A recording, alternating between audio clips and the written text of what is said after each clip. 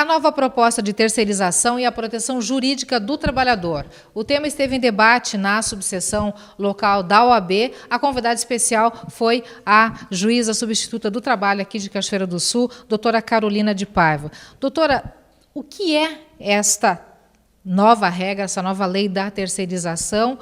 Como é que a gente pode falar, descrever essa nova legislação que está em discussão, está sendo tão discutida ultimamente? Pois bem, a terceirização é uma figura jurídica que já existe socialmente na nossa economia, no nosso ordenamento jurídico, mas até essa nova legislação que foi aprovada, ela era permitida essencialmente nas atividades meio do tomador, ou seja, aquelas atividades periféricas. Com essa nova lei, se objetiva ampliar as possibilidades de terceirização para outras atividades da empresa, inclusive para atividades principais da empresa. De que maneira ela atinge os trabalhadores? A senhora vê ela como uma forma de prejudicar os trabalhadores de alguma maneira? Ela atinge negativamente ou mais positivamente? Qual é a sua concepção? A minha concepção é que ela atinge negativamente os trabalhadores. Dados estatísticos demonstram que os trabalhadores que são vinculados a empresas de trabalho terceirizados trabalham mais, ganham menos e se acidentam mais. Isso porque esses trabalhadores, eles são inseridos numa empresa que tem que oferecer um preço atrativo para a tomadora de serviço, tem que pagar os seus trabalhadores e ainda tem que lucrar. Então, a intermediação de mão de obra, ela é vista historicamente como uma forma de precarização e de diminuição do direito do trabalhador. Essas estatísticas são conhecidas, né? São de público. A senhora vê essa nova legislação como uma maneira, pode-se dizer assim, de fraudar o trabalhador, as conquistas já adquiridas até agora? Não seria exatamente fraudar, porque, na verdade, seria uma nova lei. Então, seria algo que seria permitido pelo legislador. Mas, certamente, implica em um retrocesso em termos de direitos sociais e de conquistas dos trabalhadores em geral. Além do trabalho terceirizado, agora setores empresariais também investem na questão do trabalho intermitente, né, que faz parte da reforma trabalhista. Que consequências a senhora vê nisso? Em relação ao trabalho intermitente, o que eu vejo de principal consequência é a transferência pelas empresas, enfim, dos riscos da atividade econômica para o trabalhador. Pela consolidação das leis do trabalho, os riscos da atividade econômica, uma menor demanda, enfim, são riscos da empresa, risco do negócio. E com o trabalho intermitente, uma menor demanda, enfim, implica num menor trabalho, menores ganhos do trabalhador e a transferência desses riscos para o empregado, que certamente é a figura hipossuficiente nessa relação jurídica.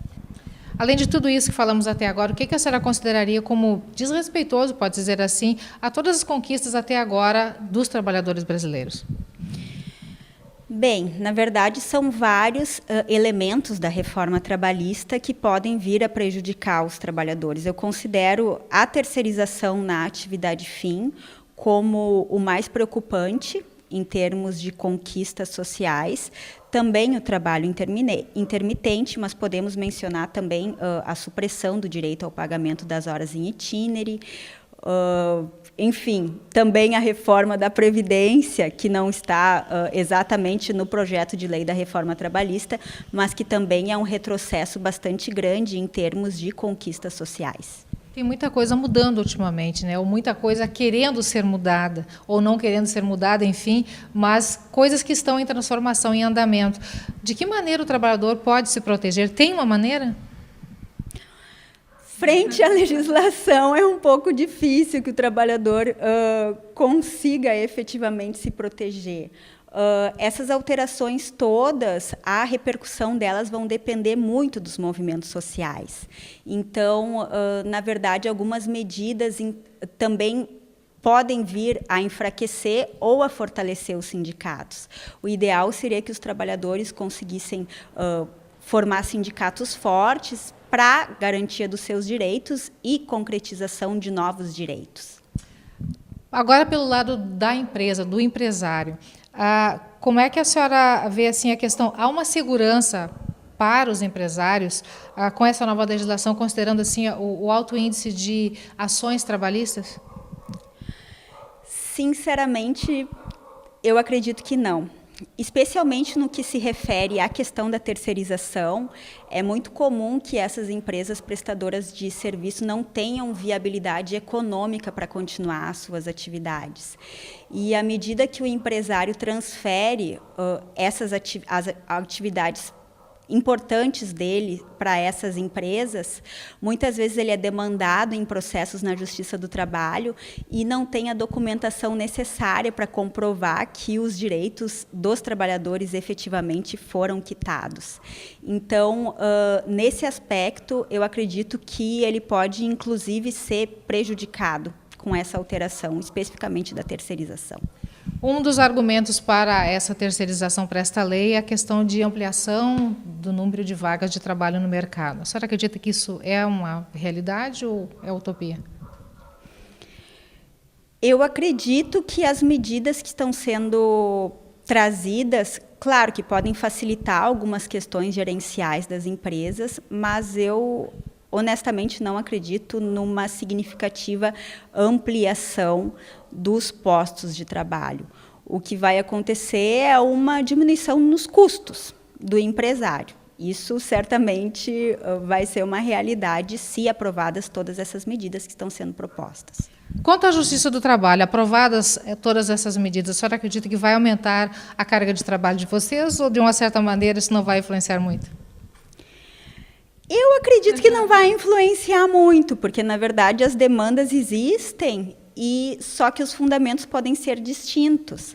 Claro que algumas medidas que estão sendo propostas, inclusive, visam a dificultar o acesso do trabalhador à Justiça do Trabalho e a que ocorra uma quitação maior em contratos de emprego que também impeçam que o trabalhador ingresse com ações. Mas acredito que continuará existindo ações na Justiça do Trabalho e que a gente também tem um trabalho muito árduo para ser realizado em função também de toda essa projeção política, social e econômica que nós estamos vivendo. Obrigada pela sua participação conosco aqui no NTSul, tá bom? Nada.